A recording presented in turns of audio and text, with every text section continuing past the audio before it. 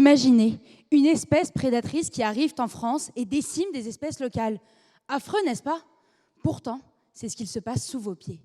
Obamanungara est un ver plat, un prédateur de vers de terre originaire d'Amérique du Sud, introduit accidentellement en France depuis une dizaine d'années via le commerce de plantes exotiques. L'espèce a été signalée sur une très grande partie du territoire. Plus de 70 départements sont concernés. Mon objectif est de déterminer à quel point Obamanungara représente une menace pour la biodiversité. La biodiversité, c'est l'ensemble des espèces d'un milieu ainsi que leurs interactions. Malheureusement, la biodiversité est aujourd'hui en déclin. Et ce déclin est en très grande partie dû aux espèces exotiques envahissantes comme Obamanungara. Dans ma thèse, je m'intéresse plus particulièrement à la biodiversité du sol, dont font partie les vers de terre, qui sont des acteurs majeurs de son fonctionnement. Par exemple, les vers de terre participent au maintien de la porosité du sol, pratique pour éviter les inondations, et à la dégradation de la matière organique qui permet à nos forêts de vivre. Mais tous les vers de terre ne réalisent pas l'ensemble de ces rôles. Il est donc primordial de conserver un équilibre. Je combine plusieurs approches afin d'étudier l'impact d'Obamanungara sur les communautés de ses proies, les vers de terre. Et oui, saviez-vous qu'il existe plusieurs centaines d'espèces de vers de terre en France métropolitaine et que chacune de ces espèces a un rôle bien particulier dans le sol?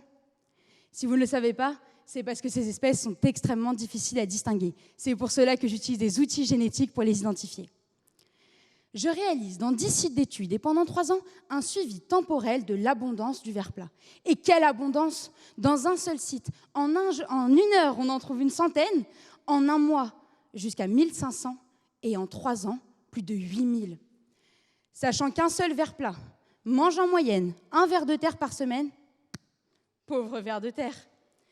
Je mets ensuite en relation l'abondance du ver plat avec l'abondance des vers de terre. Cela m'a permis de montrer que lorsqu'ils sont très abondants, plus de la moitié des espèces d'une communauté de vers de terre peut disparaître en 1 an.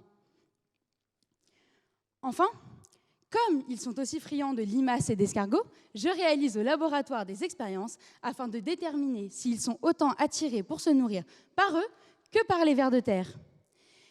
La mise en place de régulation est absolument essentielle au contrôle de cette espèce reconnue exotique envahissante par l'Union européenne. Mon travail met en valeur cette nouvelle menace qui pèse sur la biodiversité, invisible, trop souvent négligée, et l'importance de la conserver. Car la vie du sol est garante de la nôtre. Le sol est le support qui nous nourrit, nous soutient et nous fait vivre.